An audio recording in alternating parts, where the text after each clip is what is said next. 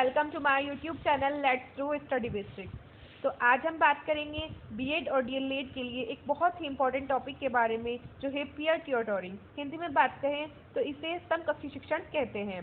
तो अगर BEd second year की बात करें तो ये क्वेश्चन 2018, 2019, 2020 तीनों साल लगातार आ चुका है।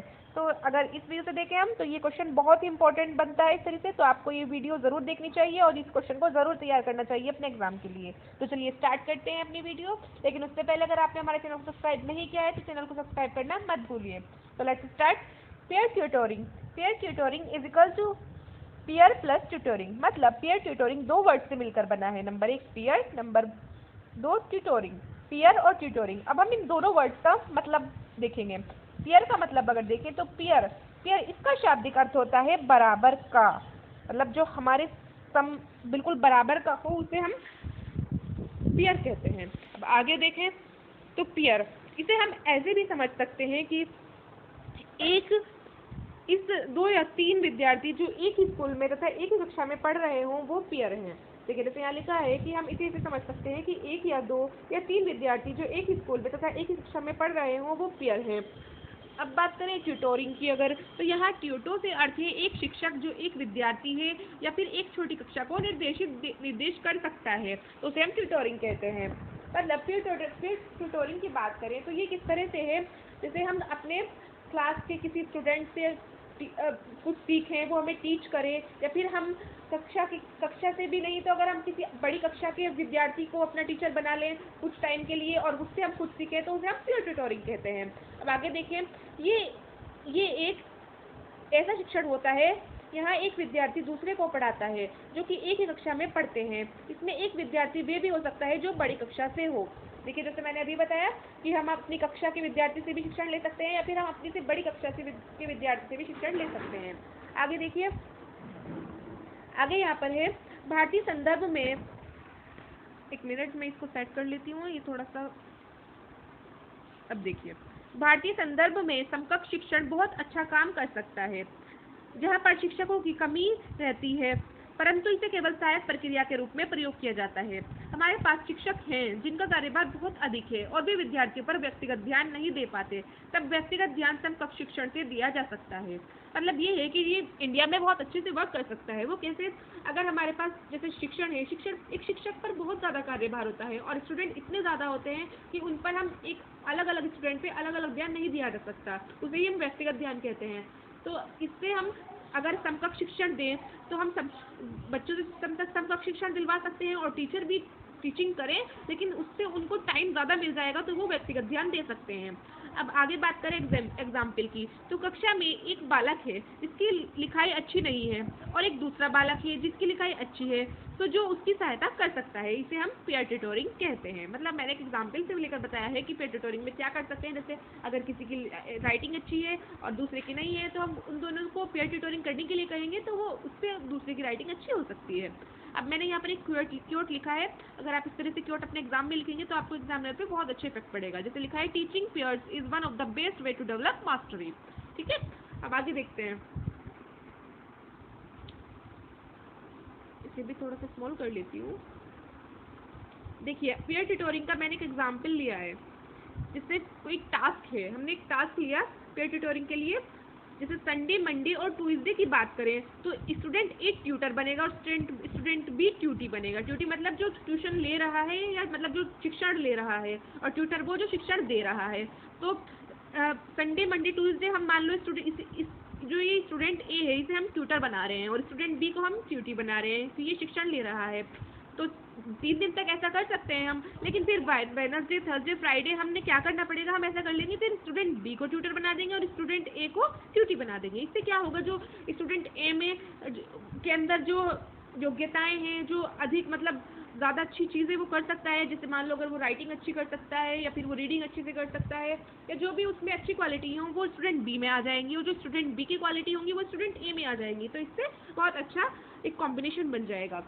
तो ये समझ आया मैंने किस तरह से एग्जाम्पल दिया। आप इस तरह से एग्जाम्पल अगर एग्जाम में लिखेंगे तो टीचर पे बहुत बहुत बहुत अच्छा इफेक्ट पड़ेगा कि हाँ वाकई बच्चे को नॉलेज है।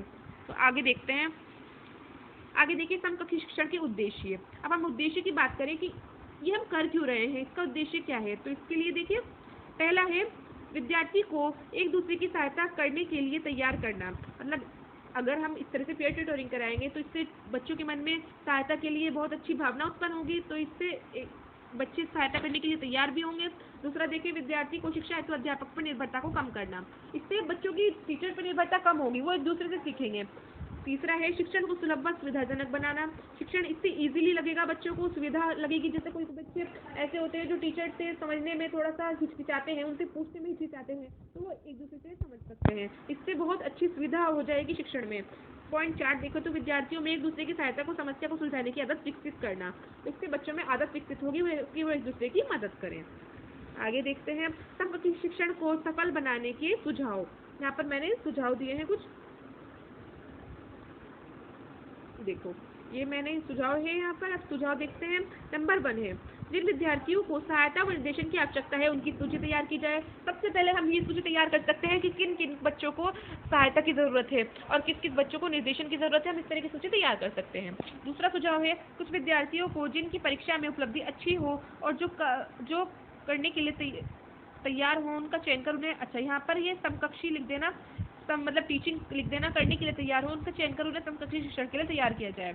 मतलब जो विद्यार्थी ऐसे हों जिनकी एग्जाम में उपलब्धि अच्छी हो और अगर वो समकक्षी शिक्षण में टीचिंग करना चाहते हो तो उन्हें प्रशिक्षण दिया जाए। पहले उन्हें थोड़ा सा बताया जाए कि ऐसे ऐसे कराना है, ऐसे ऐसे समझाना है। तो ये एक सुझाव है कि इस तरह से हम उन्हें भी प्रशिक्षण दे सकते हैं। पॉइंट 3 है, जिन विद्यार्थियों से शिक्षण कराना है उन्हें इसका प्रशिक्षण दिया जाए। तो यही बात हो गई। आगे देखते हैं आगे नेक्स्ट है समकक्षी शिक्षण की प्रक्रिया के दौरान शिक्षक को भी देखना चाहिए कि कार्यभार सही ढंग से चले।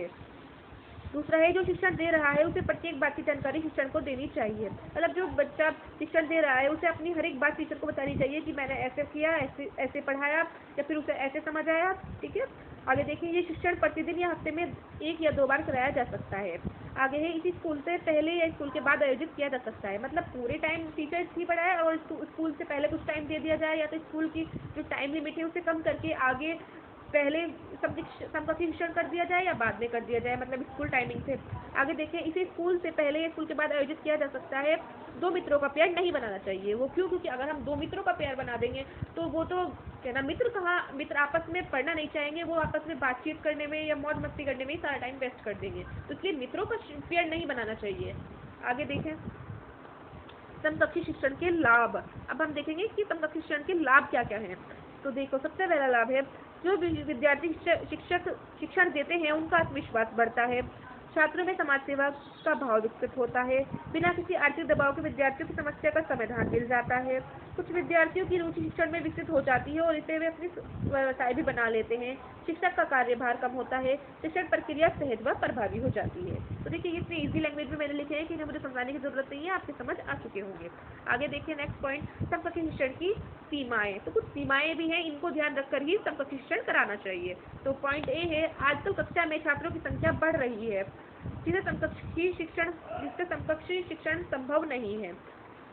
आगे है, आज के युग में शिक्षक और विद्यार्थी दोनों ही समाज सेवा की बहुत अधिक उम्मीद नहीं की जा सकती। बिल्कुल, आज के टाइम में ना तो टीचर से और ना ही विद्यार्थी से इतनी ज़्यादा उम्मीद नहीं कर सकते। ऐसा नहीं है कि बिल्कुल उम्मीद नहीं कर सकते, लेकिन बहुत ज़्यादा उम्मीद नहीं कर सकते कि वो समाज सेवा का कार्य करें। ये एक तरह से समाज सेवा ही तो है कि हम बिना किसी अपने मतलब के दूसरे बच्चे को समझा रहे हैं।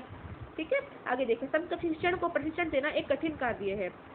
जो मतलब जिन बच्चों को हमें जो समकक्षी शिक्षक बनेंगे उनको प्रशिक्षण देना भी कठिन कार्य है, क्योंकि बहुत टाइम वेस्ट हो जाएगा इसमें भी। भाई, जो हम समकक्षी शिक्षण करेंगे, पहले हम उन्हें पढ़ाना सिखाएं, फिर वो समकक्षी शिक्षण करेंगे, तो इससे बहुत टाइम वेस्ट हो सकता है। तो ये कठिन कार्य है। तो आपको हमारी वीडियो कैसी लगी? हमारी वीडियो को अगर आपको अच्छी लगी हो तो प्लीज़ वीडियो को लाइक कीजिए, शेयर कीजिए, कमेंट कीजिए, और अगर अभी तक आपने मेरे चैनल को सब्सक्राइब नहीं किया है तो चैनल को सब्सक्राइब करना मत भूलिए। और अगर मैं बात करूँ नेक्स्ट टॉपिक की, तो आप मुझे प्लीज़